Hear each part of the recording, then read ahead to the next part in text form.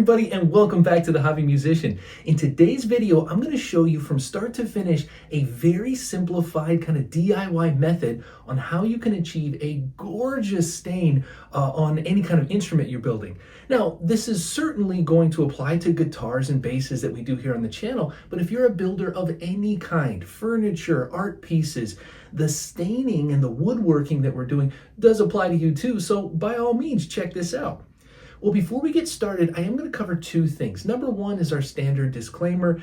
We're not sponsored by any companies here at the channel, so if you hear me talking about certain products or brand names, that's just because I did my own homework, bought them with my own money. But I do know that if you're watching this and if you like this process and want to give it a try, I know that sometimes keeping track of those things can be tough. So I've gone ahead and put some generic Amazon affiliate links to all of the items and the stains and things down below this video that you can check out.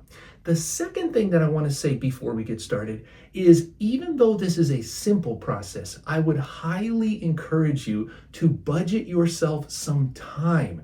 The steps aren't complicated, but you're going to want to make sure that you have plenty of drying time, things like that in between the steps. You don't want to apply something like a second coat of something when the first coat isn't dry yet.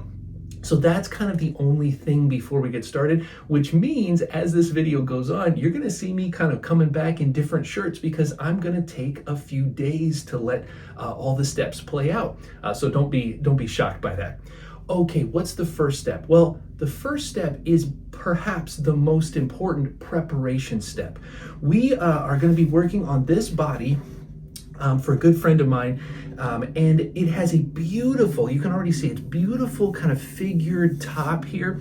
Now the back is nothing special, but there's still some really cool kind of grain patterns going up and down through it. And I've already sanded this down. So this is sanded. I would recommend kind of, going through the grits. I've got this to about like mid 300s and maybe touching that 400 grit level. So this is, finger smooth. What I mean by that is you put your finger on this anywhere, you run it around front, back, anywhere, it's smooth. But because we're going to be applying kind of liquid-based stains, we'll talk more about that when we get there. Just the fact that liquid is going onto this wood, we are going to experience grain raising. Okay, so the wood is going to absorb some of that liquid. Now we'll talk about ways to minimize that, but we can't get away from it entirely. So the absolute best way to mitigate that from happening so that we can still end with a beautiful stain and a mirror smooth finish is we want to intentionally raise the grain right here at the start. We're going to just use water and rags, wipe on a damp cloth, let the wood soak in some of that water. It will start to absorb and expand, and all of the different patterns in the wood, the different densities of those grains are going to absorb at different amounts and raise different amounts. We let that dry and we come back and sand it one more time so that it's sort of pre-done for those successive steps. So the best tip for that, I just use kind of really old t-shirts that I kind of did a final wash on and then cut them up into rags.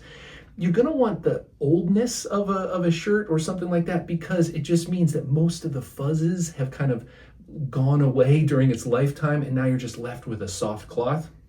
And then all I've got is a glass of water here. So we're going to dip that, and I kind of roll it up, fold it up a little bit, dip that in here, let the shirt kind of soak up some of it, and then really it's not a complicated process. You can kind of sort of maybe do circular motions, whatever you're comfortable with. You don't want to, I'm not slopping water on here, but I am doing enough water so that I can kind of see where it's been wet, and it kind of soaks in kind of real quickly. And I'm holding it up here so that I can kind of see just from my vantage point from the lights in the room. But when you do this, you'll notice that you'll see that wetness, and then really quick the wetness goes away. That's the wood absorbing it. So basically what you're seeing is all it takes. So if I do just another area here, I'm going to kind of work myself back to this bottom edge. what you're gonna notice is even in the time, it takes us to talk about this, I can look back up here on this top corner. It's already kind of soaked in and it doesn't have that shine, that wetness shine anymore. But now if I go and rub my finger on it, it actually is now, I can feel bumps. It's not smooth anymore. Now we're not talking about jagged crazy, but it is not smooth over here. And I don't even know if you can pick up the audio on this. When I go around on this side, it's that smooth kind of hiss. And then if I go over here, it's like my finger is starting to catch on all those things. So it's a very subtle thing, but this is going to save us lots of headaches down the road when we finish up with the dyes and when we go back to kind of put some finishing oil on it and really bring this up to a high mirror shine. Having a smooth surface is going to be key to all of that. So what I'm going to do is I'm going to finish this. I'm going to do front and back. And then I am literally going to let this dry for hours and hours and hours until I am sure that all of the water has evaporated out. And wherever that grain is, that's where it's kind of naturally going to be. I'm coming back and I'm getting it back to that mid 300s, 400 grit level. And then when we come back, I'll fade out now. When we come back, we're going to be ready for the first pass of color. So I'll see you in just a sec. Okay, everybody, we're back, and it is officially the next day. After I got done with that step, I sort of let it sit for the few hours like we were talking about, and it just started getting kind of later in the day, and I figured, you know what, I'll just be really safe, let it sit overnight, and come back to it today.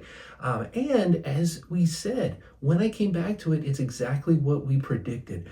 All of the surfaces were, again, just kind of that subtle roughness. So I went back and I did a very light sanding to bring back down that grain so it's now all level again. And I did front and back, everything.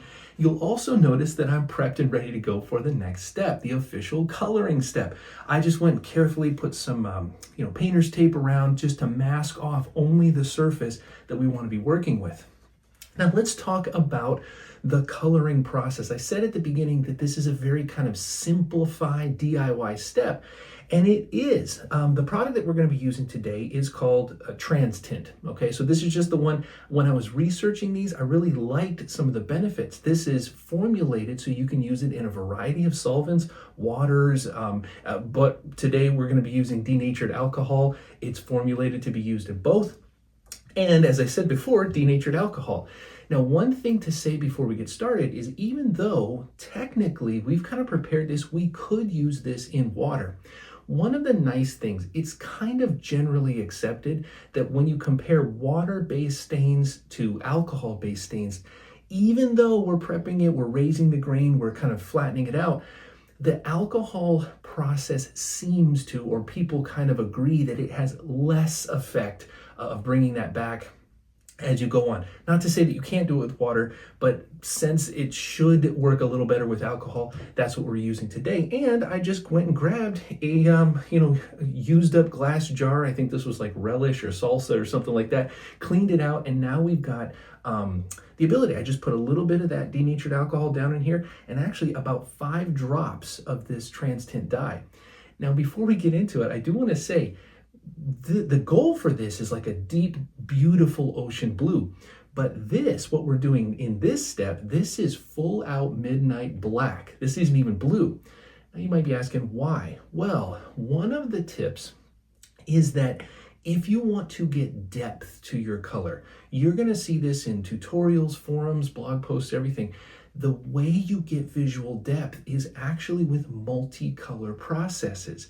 And one of the simplest ones, we're just going to do a 2-parter. We're going to do a black stain pass.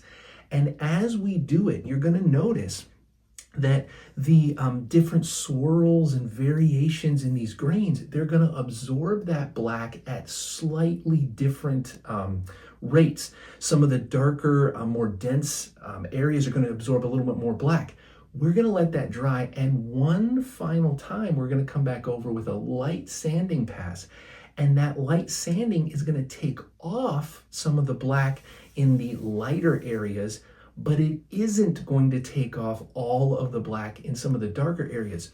So the second color pass, when we use our blue trans tint, is it's now going to be adding, the lighter areas are going to get more straight blue and the darker areas are going to get blue and black together, and it's going to really allow some of that grain pattern to pop. So when you're checking out pictures and videos online of some of these gorgeous stained guitars, that is a secret kind of technique that they're using to get there.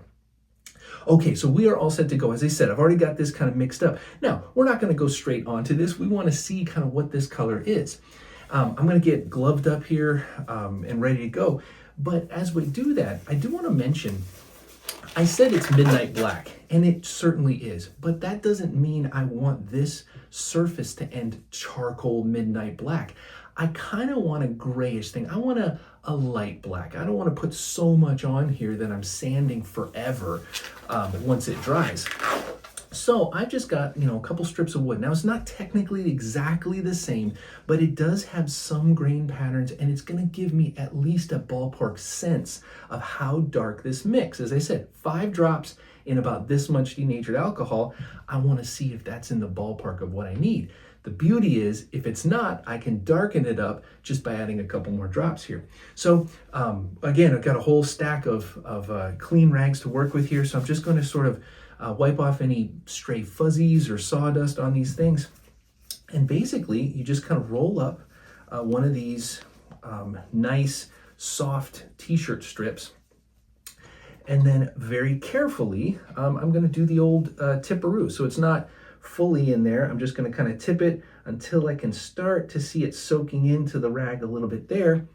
Then kind of let the drips come off. And then I'm going to go in and sort of do little circles like that. Now, immediately, you can already see it is just making it wet. It's not dark at all. So 5 drops, nowhere near close enough, but I want to point out visually that looks like oil in there, but when it comes on, it is nowhere near enough. So I'm going to go, forget 5 drops, I'm going to go about like 10 or 15 more.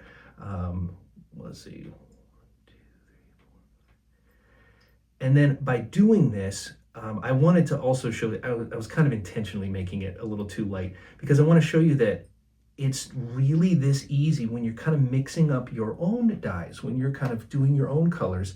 Not only is testing, like we're doing here, a good idea, but I wanted to show you, like, even this, just put the lid back on, get some swirls.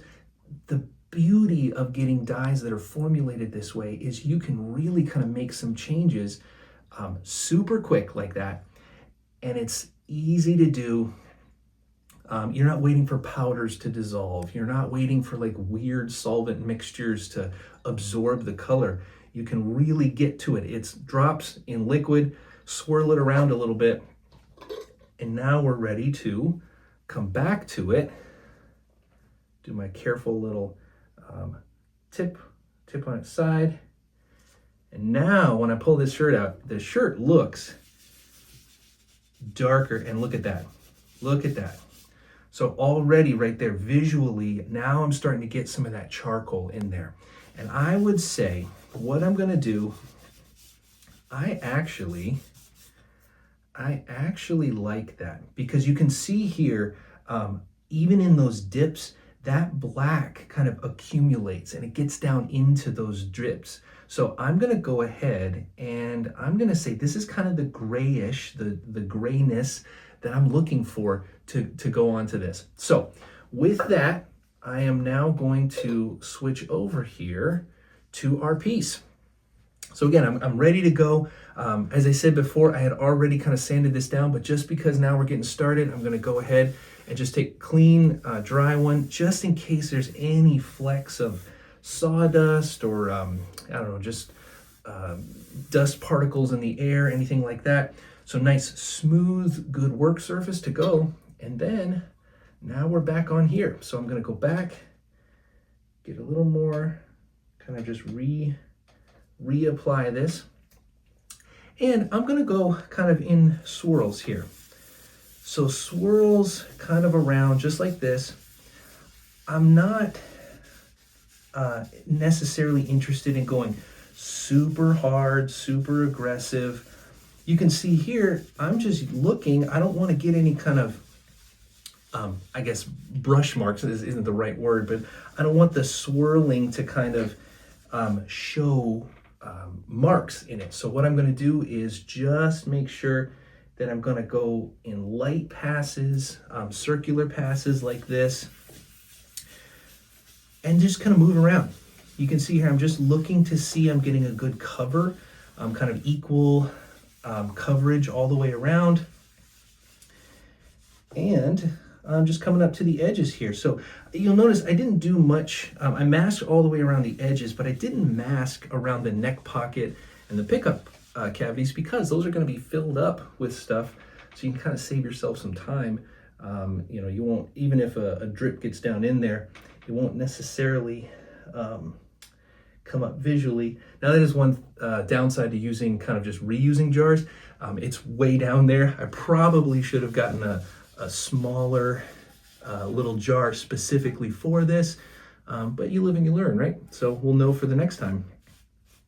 And it doesn't, you can see already, it doesn't take very long at all to make your way around a full kind of face to an instrument like this. This is pretty close to done, and actually, if I just kind of let this, I don't know, one little pass, last pass over the whole thing, and now I'm going to put this over here, get my lid back on so that all the dye doesn't evaporate out of here. And now if we kind of take a look at this, you'll notice that we sort of have this charcoal darkness everywhere, and it really does help the grain pop, like we said. Even just now, I'm getting kind of this cool undulating look, and there's all these cool figures everywhere. But as we said, when I let this dry, I'm going to let this dry a full couple of days, because I don't want to mess this up and try to reapply something and have it bleed out. When this dries, again, I'm going to take a very light pass of sandpaper to just take off the surface level of this black so that that blue can get in there and really kind of play with all sorts of depth. So that's it for this step. Like we said, it's going to be another couple of days. I'll see you back for that next step. All right, everybody, we're back and ready for the final step. Now, it is currently a full 3 days later from when I just cut from the previous step. And as I said, I wanted to make sure that this was really dry. Once it was dry, I did go back and I did a very light sanding with some 400 grit sandpaper to just sort of take off that surface layer of the darker stain, so that this is what we're left with. Now, to give you kind of a before and after, I'm going to put up two pictures on the screen right now.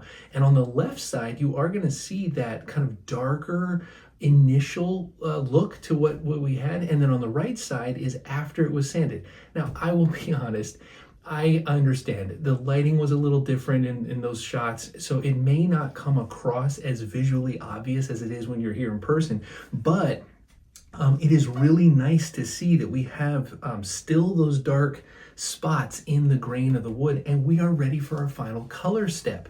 Now, as I kind of get this going, my choice, I'm going to do a blue color to this, and so I've got now my color version of the dye, same brand, same kind of formulation, but now this is their blue, and it's back into a new batch. This is a new jar for our color, and depending on your project, you may want to do multiple colors. Maybe you'll do like a different color on the edge and a lighter color in the middle, or just some sort of variation.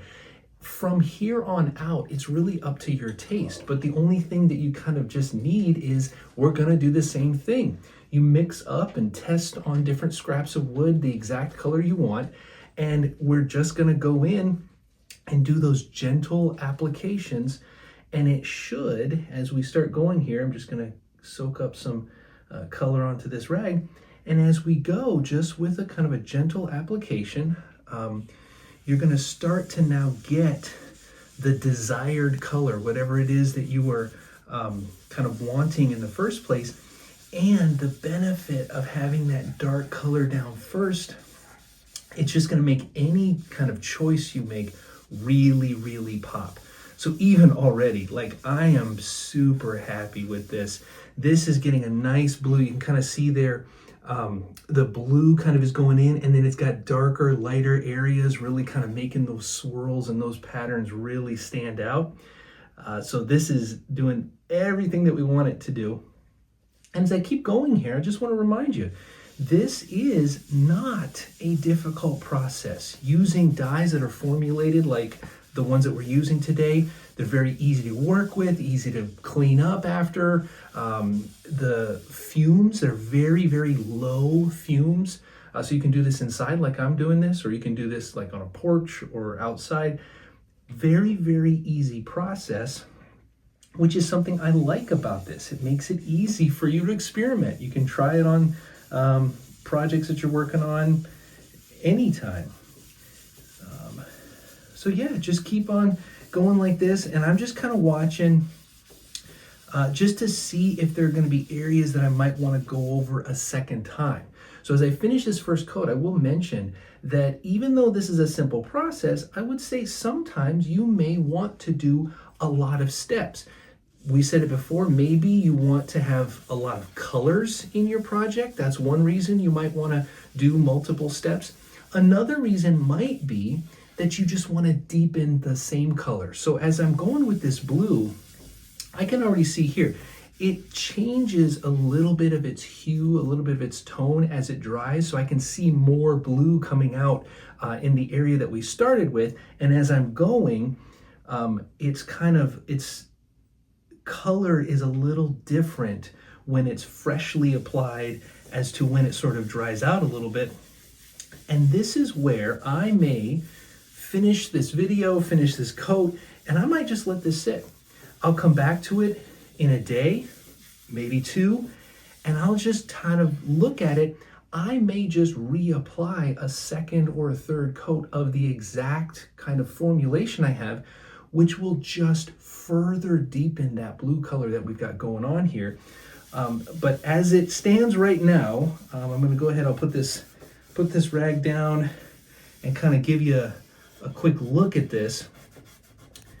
But really I'm just going back around the edge here. I'm just noticing, I think I was really doing a lot of the flat areas, but I wasn't going around the edge that much. But just to get a nice even coat around all of it. And this is gonna be, I think, where I finish off this first coat.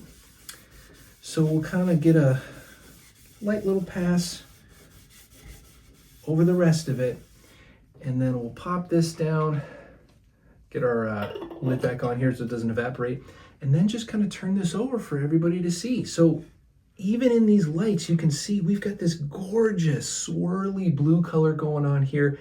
And again, I'm noticing, when I'm really close up here, I can see that color sort of is changing a little bit depending on the wetness of this. So as the solvent is evaporating out, that kind of blue color is mellowing out and really getting this nice, gorgeous coat here. So I'm super, super happy with this. But like I said, I'm probably going to take a day or two, let this kind of mellow out, come back, maybe a couple more coats, and then we're good to go. So here at the end, I really hope you got something out of this video, and that I hope you can see just how easy this process can be if you want to give it a shot yourself. So as always, until next time, play on, my friends, play on.